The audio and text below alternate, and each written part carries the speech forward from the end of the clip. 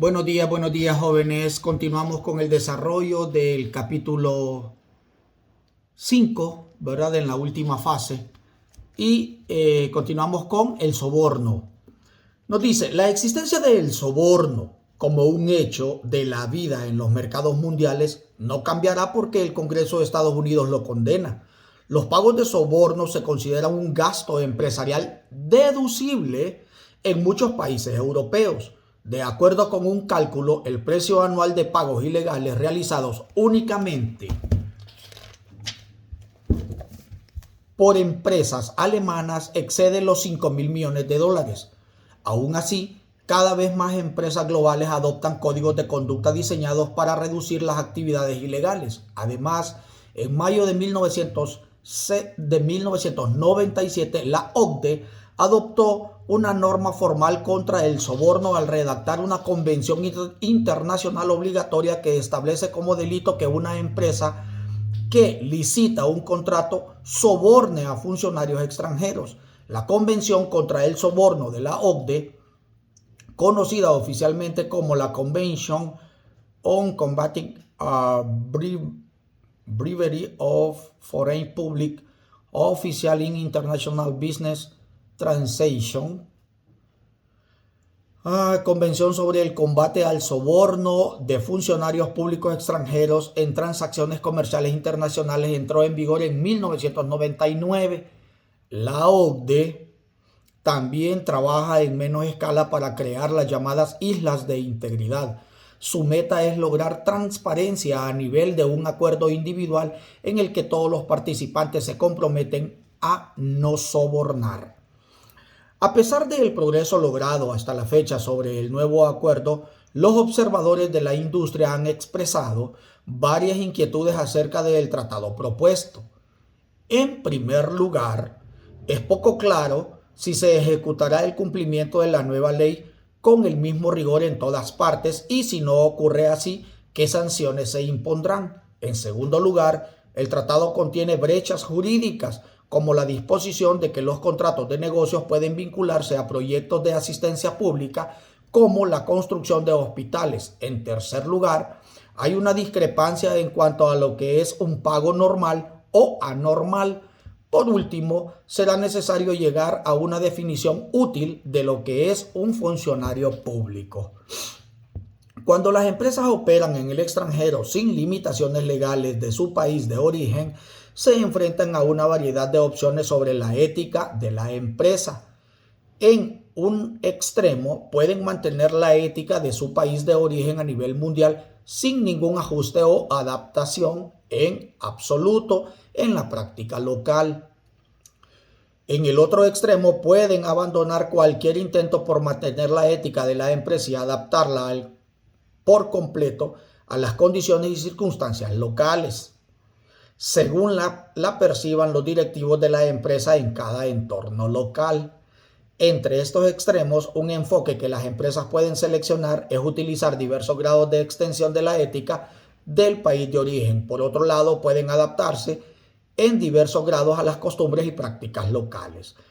¿Qué debe de hacer una empresa global si los competidores están dispuestos a ofrecer un soborno? Hay dos cursos de acción alternativos. Uno es ignorar el soborno y actuar como si no existiera. El otro es reconocer la existencia del soborno y evaluar su efecto en las decisiones de compra del cliente como si fuera otro elemento de la mezcla de marketing. El valor total de la oferta de una empresa debe de ser tan bueno o mejor que la oferta total del competidor, incluido el soborno. Es posible ofrecer un precio más bajo, un mejor producto, una mejor distribución o una mejor publicidad para compensar el valor agregado del soborno. La mejor línea de defensa es tener un producto que sea claramente superior al de la competencia. En ese caso, un soborno no debe de influir en la decisión de compra. Por otra parte, la clara superioridad en el servicio y en la representación local puede inclinar la balanza. En síntesis, nos menciona a nosotros que un país que su desempeño empresarial, su ética sea elevadísima, entonces puede bajar los grados siempre y cuando en el país extranjero donde pretende o está haciendo negocios, la ética sea menos valorada. Por ende, se va a adaptar a ese tipo de mercados de ser necesario. Pero si una empresa tiene productos de muy alta calidad y negociaciones de muy alta rigurosidad, la calidad y los estándares de ética que tienen no van a permitir realizar el soborno. Además, no va a ser necesario por parte de los clientes porque saben que es un producto que supera las expectativas de el uso de cada uno de ellos en relación a los producidos por la competencia. Resolución de conflictos, solución de controversia y litigio. Siguiente tema en la página 173. Nos dice: el grado de cooperación y armonía legales en la Unión Europea es único y deriva en parte de la existencia de una ley codificada como vínculo común. Otras organizaciones regionales han progresado mucho menos hacia la armonización. Los países varían en sus métodos de resolución de conflictos. La tabla 5.5 muestra el número de abogados en activo por 100.000 habitantes en países seleccionados. Estados Unidos tiene más abogados que cualquier otro país del mundo y es casi sin discusión el país más litigante del planeta. En parte, esto es un reflejo de la naturaleza del contexto bajo de la cultura estadounidense y del espíritu de competitividad polémica. Otros factores pueden contribuir a las diferentes actitudes hacia el litigio. Por ejemplo, en muchos países europeos las demandas colectivas no están permitidas. Además, los abogados europeos no pueden encargarse de casos con base en honorarios condicionales. Sin embargo, el cambio está en el aire, ya que Europa experimenta un cambio político general que se aleja del estado de bienestar paternalista. En los negocios surgen conflictos inevitables en cualquier parte, sobre todo cuando diferentes culturas se reúnen para comprar, vender, establecer empresas, conjuntar, competir y cooperar en mercados globales. En el caso de las empresas estadounidenses, la controversia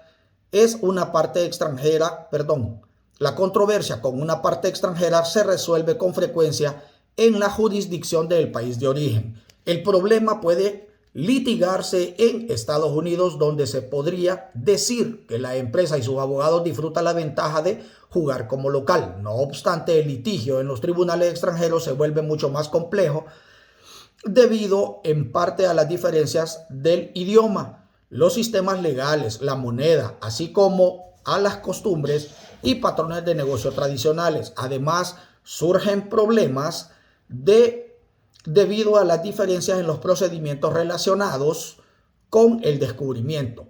En esencia, el descubrimiento es el proceso que consiste en obtener evidencia para probar argumentos y determinar qué evidencia es admisible, en qué países y bajo qué condiciones. Una complicación mayor es el hecho de que los juicios realizados en tribunales de otro país pueden no hacerse cumplir en el país de origen. Por todas estas razones, muchas empresas prefieren recurrir al arbitraje antes de litigar. En síntesis, antes de ir a perder un juicio, entonces mejor prefieren el arbitraje. Alguien que pueda mediar para darle una solución al problema existente entre las empresas que están realizando algún tipo de transacción comercial, ¿verdad? Ahora veamos las alternativas al litigio para la solución de controversias. En 1995, el gobierno cubano canceló repentinamente contratos con Endesa, una empresa española de servicios generales. En vez de buscar indemnizaciones en un tribunal cubano, Endesa recurrió al International Arbitration Tribunal en París, Tribunal Internacional del Arbitraje de París, exigiendo el pago de daños por $12 millones. Las acciones de Endesa ilustran cómo los métodos alternativos de solución de controversias, ADR por sus siglas en inglés, permiten a las partes resolver controversias comerciales internacionales sin recurrir al sistema judicial. El arbitraje formal es un medio de solucionar este tipo de controversias fuera del tribunal. El arbitraje es un proceso de negociación que ambas partes se comprometen a usar mediante un acuerdo previo. Es un proceso justo en el sentido de que las partes que lo usan lo crearon por sí mismas. Por lo general, el arbitraje implica una audiencia de las partes ante un panel de 3 miembros. Cada parte selecciona a un miembro del panel y a su vez estos 2 miembros del panel seleccionan al tercer miembro. El panel dicta una sentencia que las partes aceptan respetar por adelantado. Como les había mencionado antes, el arbitraje implica un tercero que pueda mediar entre las partes. El tratado más importante relacionado con el arbitraje internacional es la Convención de las Naciones Unidas sobre el reconocimiento y ejecución de sentencias arbitrales extranjeras, conocidas también como la Convención de Nueva York. El tratado cuenta con más de 110 países firmantes, incluyendo a China, Brasil. Brasil se convirtió en un país firmante de esta zona de convención en 2002, al igual que la República Dominicana, Islandia, Jamaica y Zambia. El marco que creó la Convención de Nueva York es importante por varias razones. En primer lugar, cuando las partes participan en acuerdos que proporcionan arbitraje internacional, los países firmantes pueden exigir a las partes que cumplan con su compromiso de usar el arbitraje.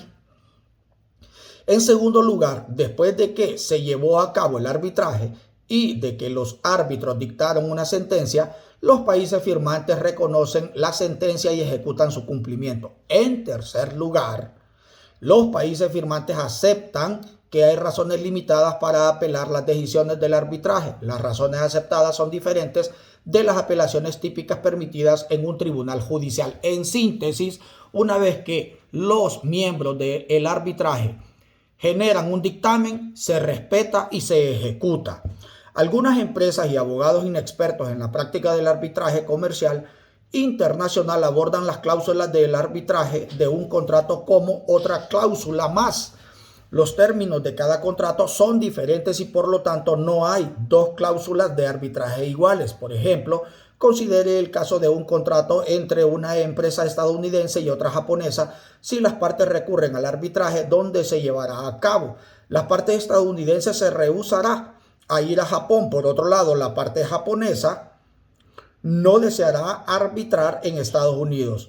En la cláusula de arbitraje es necesario considerar y especificar un lugar alternativo neutral. Por ejemplo, Singapur o Londres. ¿En qué idioma se llevará a cabo el proceso? Si no especifica el idioma en la cláusula de arbitraje, los mismos árbitros lo eligen. Qué bonito está esto. Me gusta muchísimo. Espero que a ustedes también. Esto es Mercadotecnia Internacional. Hay que estar preparado para todo. Además del lugar y el idioma, deben abordarse otras cuestiones. Por ejemplo, si las partes de un acuerdo de licencia de patente aceptan en la cláusula de arbitraje que la validez de la patente no puede refutarse, esa disposición puede no ser válida en algunos países. ¿De qué país son las leyes que se usarán como la norma de invalidez? Resolver esta cuestión país por país requerirá mucho tiempo. Además, hay un asunto de aceptación por ley. Los tribunales estadounidenses deben aceptar la decisión de un árbitro en las controversias de patentes. Sin embargo, en otros países no hay una regla general de aceptación. Para disminuir los retrasos relacionados con estas cuestiones, un experto sugiere redactar la cláusula de arbitraje de manera tan específica como sea posible. Por ejemplo, deben adoptarse las políticas de patentes de diversos países en la medida de lo posible. Las cláusulas de arbitraje también deben incluir una disposición de que todos los asuntos de patentes extranjeras se juzgarán de acuerdo con lo establecido en la ley del país de origen. Otra disposición podría prohibir a las partes iniciar acciones legales independientes en otros países.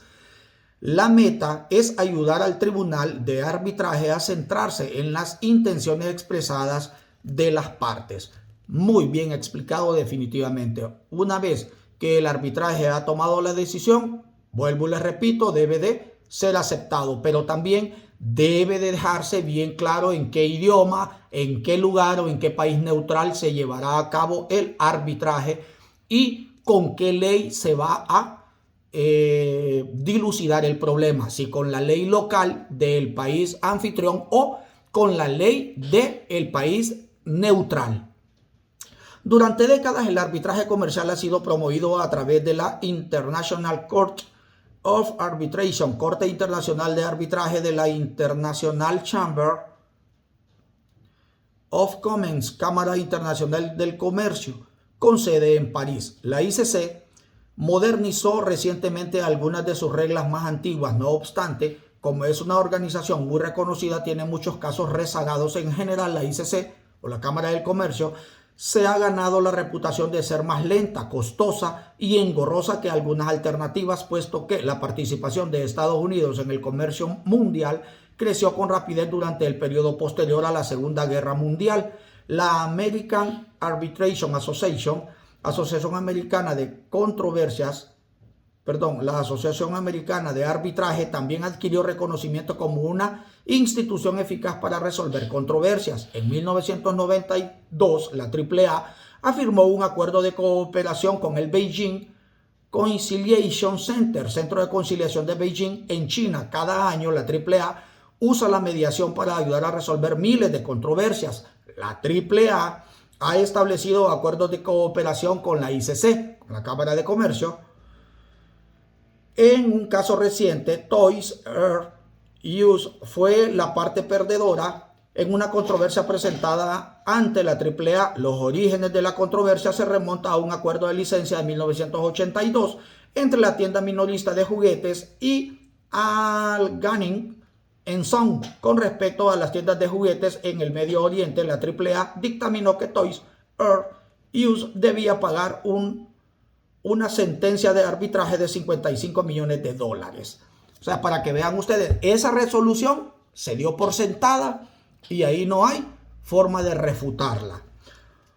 Otra agencia para solucionar controversias es el Instituto de Arbitraje Sueco de la Cámara de Comercio de Estocolmo. Esta agencia resolvía con frecuencia controversias entre los países de Europa Occidental y Oriental y ha ganado credibilidad por su administración imparcial. Sin embargo, un fallo favorable del Tribunal del Arbitraje es una cosa y la ejecución de su cumplimiento es otra. Por ejemplo, la IMP Group de Canadá presentó en Estocolmo su caso contra un socio ruso de desarrollo de hoteles y se le concedieron $9.4 millones. Al no recibir el pago, los representantes de la IMP tomaron el asunto en sus propias manos, confiscaron un jet Aeroflot de Canadá y lo liberaron solo hasta después de que los rusos pagaron. Otras alternativas han proliferado en los últimos años. Además de los mencionados, existen centros activos de arbitraje en Vancouver, Hong Kong, El Cairo,